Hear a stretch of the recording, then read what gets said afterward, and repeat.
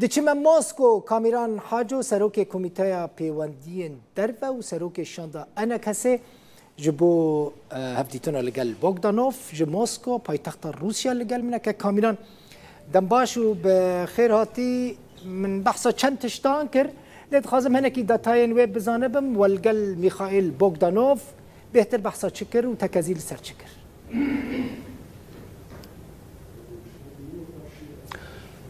بله وکو براستی کو هر کس زانه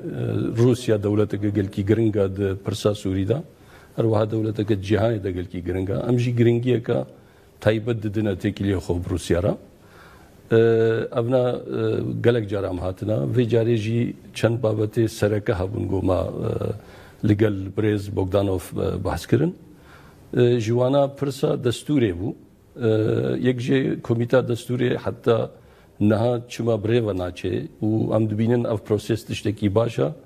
د چاره سریا سیاسی دا و هر وها صبحی نویساندن دستوری دا کرد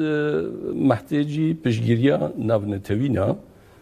مدوه پرسیدجی دوزا پشگیری که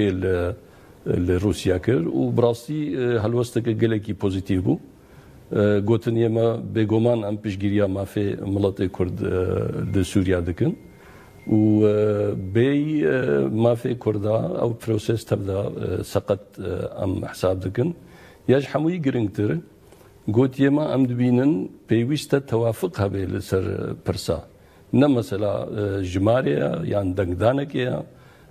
و ابناجی جماره گلکی گرنگا جبر هگر بوی رنگی دی به گمان امتدا قزنج نکن او یک جوا مجارا بو مجارا دیجی مگوت گلک جارا هنک هلوست درد کونج وزارتا در و تایبت وزیر در و دجارا دبیجه ام لدیجی دولتا که کردین رجلاتی فراته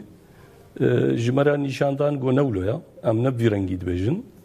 ام لدیجی پارچبونا سوریانا ام نل دیجی مافی ملت کرد لسوریانا و هر واحد مو بکاتیا افجی یک جوام جاری گو ما بحث کرد لگل گلک مجاری دیجی بس کاملا مخصص از ویجی بزنم یعنی نرینك روسي تشاوها يجبو كردان يعني مثلا روسيا سيستمك فدراتيف لروسيا قبول لسوريا قبول دكاك وكرد بشك بن جوي سيستما فدرالي لسوريا براستی ابجی یک جوا خاله گو بحث کرد ما گوته وانا د سریدا بری چند سالا هلوستا هری پیشکتی بنسبت چاره سریا سیاسی د سوریا دا گو سوریا که فدرال بی و روسیا بتنی بو یا گو پشگیری که زلال دکر و پاشه و دستورک جی رش پلیکک و درخست تیدا هما رنگکی فدراتی هبو لینها امنه کی پید حسن اون جوه دیتنه وکا گو بشون دا چویا نه وکا بری اون پشگیریا دولتا که فدرالیت کن حتی درجه که نیزی کی ویدیت ناما بون و لیما گوت یعنی ما خواستم جواب فهم بکن باشا اون چاوا کارن جاره کی دی فهم بکن گو دولت با آوای بری وری مشاندن با آوای کی مرکزی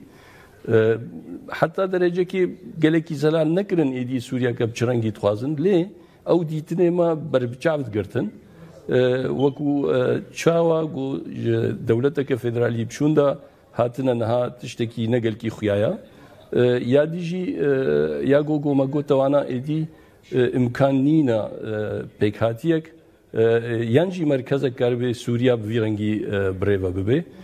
حتی درجه که نیزی کی ویدیت نبود ایدن دخوازم بزانبم نها دم پرسنکک کامیران پرسک احتمالا دست پیکرنا اپراسیونه که جالی ارتشا ترکیه و لروجلات فراته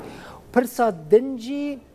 در باسمونا پیشمرگین روج آوای کردستانه و بجی کرنا وانه لسر سینوری دنابرا باکرو روج آوای کردستانه دا کدو جیمز جیفری پشت راست کر هل واسطه روسیا لهمبری وان هر دو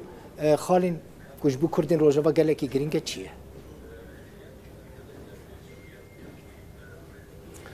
هلوسته که فرمیه وانا نینا بس او نپیرنا گو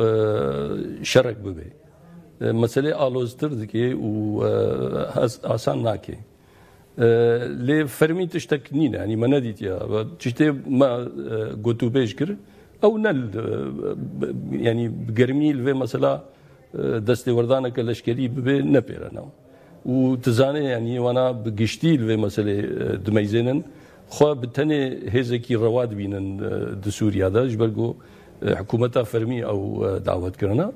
û hecî ne daweta dewleta yanî hikûmeta fermî ya Sûriya bê bi nisbet wana tiştekî şaşa. Mesela pêşmerga wana nehate behskirin bi rastî ne wa pirs kir ne me jî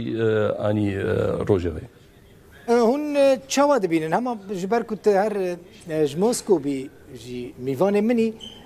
meseleya derbasbûna pêşmergan jî dixwazim pirsekê bikim do James Jeffrey got ku beşek ji pêşmergan derbas bûne planek heye bi rastî ku hemû pêşmergeyên li vê derê yên Rojava derbasî Rojavayê Kurdistanê bibin? Ez belkî hêzûya em vê yanî bersiveke wilo konkret vê alî te bidin. Lê ev na destpêkeke baş e her çûn û hatin bêjî di qûnaxekê de ez bim mirov bi çavekî pozîtîv lê dimeyzênê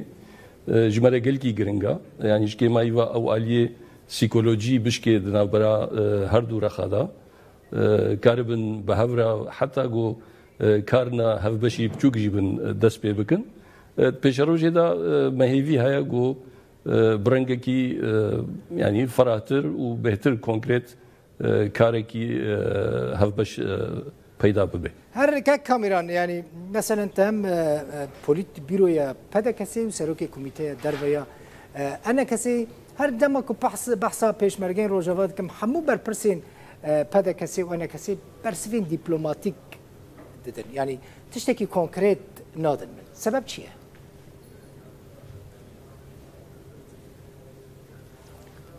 Zanê ev alîk jê meseleke